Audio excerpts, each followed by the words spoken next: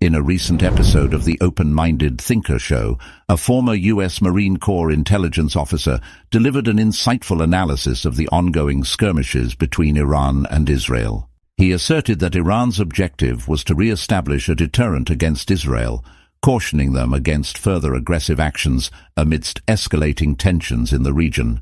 Furthermore, he highlighted Iran's strategic intent to impress upon Israeli policymakers in Tel Aviv the reality of its military capabilities. In today's episode, the officer portrayed Iran's retaliatory actions as one of the most successful military deterrence operations in recent memory, particularly since Israel began testing the strategic patience of the Islamic Republic. Despite offering a damning assessment of the attack, he ominously predicted further Iranian assaults on Israel. The rationale behind his prediction remained unclear in the interview conducted on the YouTube show Moat, hosted by renowned British commentator and MP George Galloway. In a stunning revelation, Scott Ritter highlighted significant vulnerabilities in the joint US-Israeli missile defense system. According to him, the U.S. boasts an advanced ANTPY-2 X-band radar stationed at Har Keren, located in the Negev desert. This radar's primary mission is to detect Iranian missile launches and relay crucial targeting data to Israeli Arrow and David's Sling systems, as well as U.S. THAAD ABM batteries. These defense systems are strategically deployed to safeguard sensitive Israeli sites such as Dimona, Nevatim, and Ramon air bases. Well, let's just point out the reality that Iran started this attack by launching the slowest, loudest weapons in its arsenal, the Shahed drones. And they did that because they were sending a signal to Israel, the United States, and everybody, we're attacking Israel. Now, if they were looking to carry out, a lethal attack, why announce it 5 hours in advance? Why give Israel a chance to withdraw its high-valued assets from bases that are vulnerable? Why give the United States, Great Britain, and France a chance to move resources up, ships, airplanes over Jordan to intercept these missiles? Iran was saying, here we come, shoot us down. And they did. They came out and they shot the drones down. Now, Iran launched tens of millions of dollars worth of drones. The United States and Israel spent billions of dollars shooting them down. This is a financial equation that's unsustainable, and that was one of the points that Iran was making, is you can't afford this kind of war. Then they sent in cruise missiles that, combined with the drones, defined the initial phase of the air defense reaction. Not only the air defense, the airplanes, but once they penetrated the airplanes, the Iron Dome started engaging. And they brought in missiles at a higher level so that the Arrow systems and the Patriots started to engage. And they defined the radar. They defined how Israel's locking in on the targets. And then they did three things. And this is where it gets iffy. I have to be honest, George, it's very early and there's incomplete information out there. But my understanding is that Iran used three types of ballistic missiles. One ballistic missile, it's a very clever missile. It uses a warhead that separates and then burst fires a bunch of decoys out there that appear to be specifically designed to absorb Iron Dome missiles. So remember, the Iron Dome is tracking a target. You fire these decoy bursts, and so the Iron Dome says, aha, we have now 25 targets, and they fire 25 interceptors. Meanwhile, smaller warheads, maneuverable, burst through those interceptors and go down and hit the Israeli air defense systems. And that appears to be the case. I was looking at some video where you see this taking place, the shotgun effect of these bomblets, the Iron Dome responding and then coming in, and they hit the air defense system. So they're showing the Israelis how we're going to take you out. The next thing that you see is they have these missiles coming in where you see the warhead separating from the missile body, and then there's a booster engine on the warhead that drives it down into the ground at high speed, blowing away any radar intercept, any ability to intercept, hitting the target. And what this does is it clears the space. They clear air defense. And the final thing are these heavy warheads that come off of the heavy missiles that hit the runways and blew the big craters in them. This was a 3-layered ballistic missile attack that was specifically designed by the Iranians to destroy Israeli air defense, to clear the way, to take out air defense, and then to show that we can put the big warheads on the target anywhere in Israel we want to. And this was successful. And the beauty of this is they didn't use their best missiles. All three, with the exception, one of these missiles is rather new, but it's not the hypersonic missile. Israel didn't use their hypersonic missile. And Israel has lots of these missiles. This was just a single strike package. Iran has several strike packages just like this held in reserve that they have for Dimona, that they have for the Kiryat in Tel Aviv, that they have for other air bases. Iran can repeat this process all day long. And what they showed Israel is, this is what we can do. And I can guarantee you there's people like me right now who wear uniform or intelligence officers doing the exact same analysis they're doing, and they're writing big critical reports up the chain of command saying, stop all nonsense. We can't win this war. It's over, guys. Stop it. We have no defense here. If Iran wants to come in, we are powerless. This thing will escalate out of control. Make it stop now, which is why Joe Biden was on the phone with the G7 to intervene with Israel, why Joe Biden was on the phone with Netanyahu, and why Netanyahu's generals were telling him, stand down. We can't win this fight. This is a huge Iranian victory. Yeah, we'll come to that latter point in a minute. But do you agree with me that, as George W. Bush might put it, they've all misunderestimated Iran all along? Well, again, the military hasn't. I have to say that I've worked with Israeli intelligence, with their technical intelligence people, with the people who do the analysis and the assessments of missiles. These are smart people.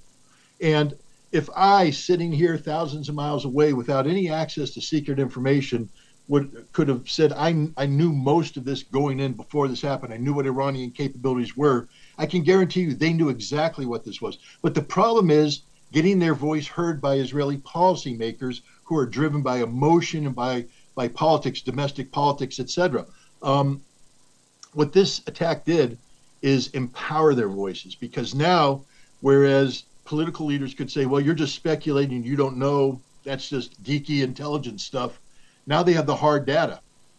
The photograph put on the table, the air defense guys saying, boss, we gave it our best shot. There was nothing we could do to stop them. The Americans calling up saying, there's nothing more we can do. We did everything. We can't stop this.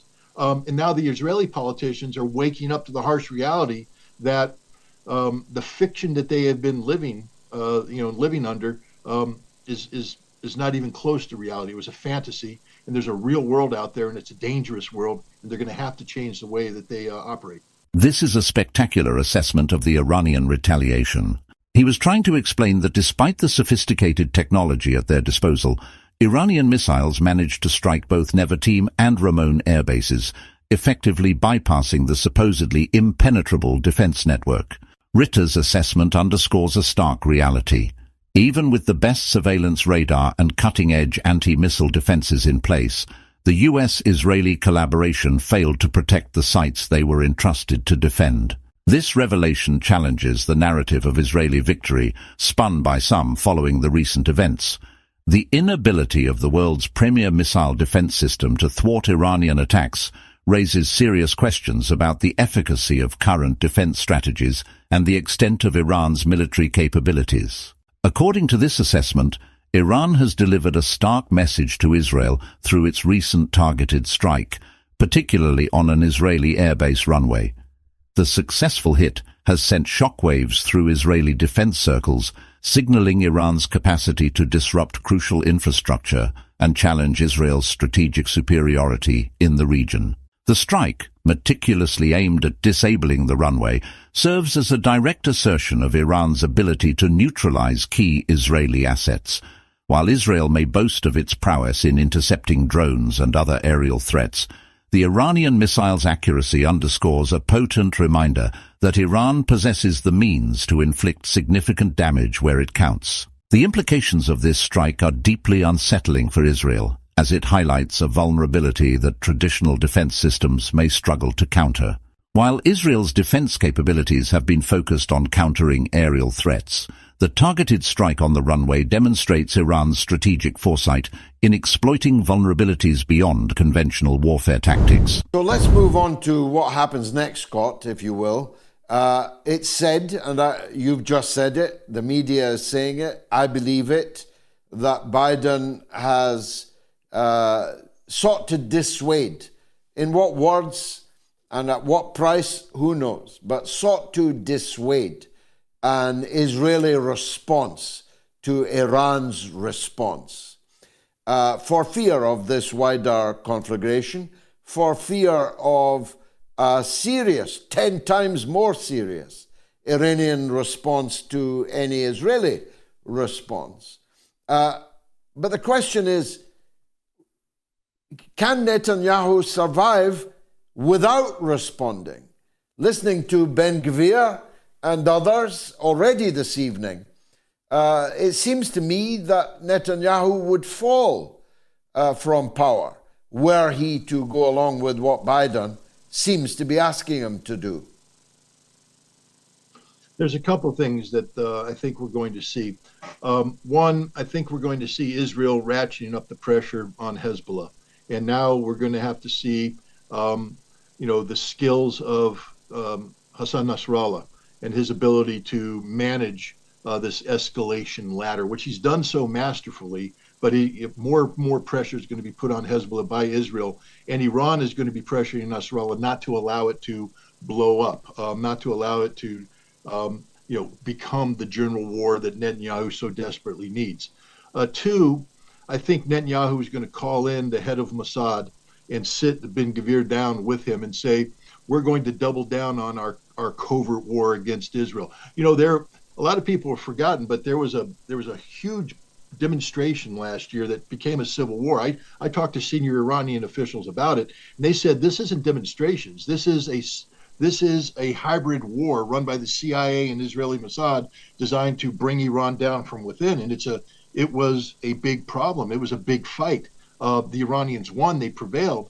But I would see Israel encouraging Baluch nationalist movements to strike Iran and Zahedan. I would see them encouraging ISIS to strike inside Israel. I would encourage them to see the Kurds striking, the Mujahideen al-Khalq striking, all these external forces that the CIA, the British, and Israeli intelligence have been propping up for years.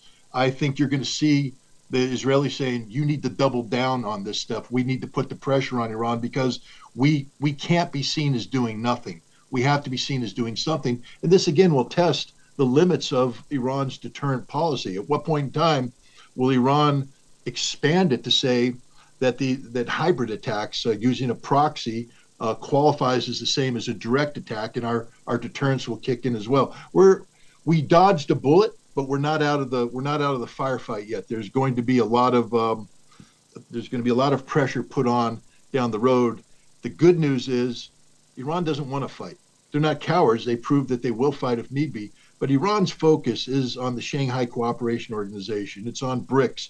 It's on normalization of relations with Saudi Arabia. It's on economic prosperity.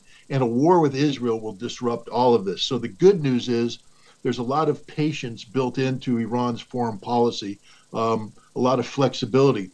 And that's necessary at this point in time because Iran has to understand that Israel has to do something for internal politics.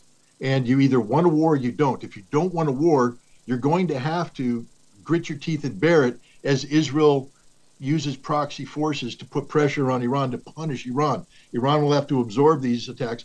But the other good news is Israel's losing the bigger war. Remember, the other thing Iran doesn't want to do is distract attention away from the fact that Hamas is winning, that Hamas has turned global opinion against Israel, that the world is now talking about a Palestinian state in ways that they had never done before. A larger war between Israel and Iran distracts people from that goal. And Iran doesn't want that. Iran understands that the axis of resistance together with Hamas was in the process of strategically defeating Israel, and that's the fight they want to fight. So I think Iran will be willing to absorb blows from Israeli proxies in order to stay focused on the strategic victory that they're handling and not fall victim to the kind of, petty human narcissism that Israel falls victim to, where they say, we've been slighted, we have to do massive revenge. Iran has shown itself to be a very patient, very resilient, very mature nation state when it comes to this sort of activity. Finally, Scott, and I'm grateful for your time as always, the English-speaking king of Jordan, who, when he took the throne, literally could not speak Arabic and now speaks it with a rather splendid English accent. He was the only Arab leader, if we can call him an Arab, call him a leader, who collaborated with Israel and the United States last night. Even their much more important and longer-standing allies declined the opportunity to do that. Why did King Abdullah do that? Has he not placed himself in very severe difficulty now with his own population, which is overwhelmingly opposed to Israel, overwhelmingly in support of the Palestinians in Gaza? What on earth forced King Abdullah to do that? Well, I call him the least Arab leader in the Arab world. As you pointed out, he, his roots, his ideology, his mindset is very British. It's not of the Arab street. He is so far removed from the reality of his people, and he is so dependent upon Israel. And I put Israel first, then the United States and Europe for his continued viability as a leader. His betrayal of the Palestinian cause is apparent to all, and now his betrayal of the Arab world and indeed the Muslim world is on display likewise. He knows he's in a lot of trouble. The most dangerous thing in the world for the Hashemite king of Jordan is happening, and that is that the Palestinian people have a pathway to statehood. And a Palestinian state is perhaps the greatest threat to this artificial entity called the Hashemite Kingdom of Jordan, because he's not a Jordanian. He is a Saudi Arabian transplant.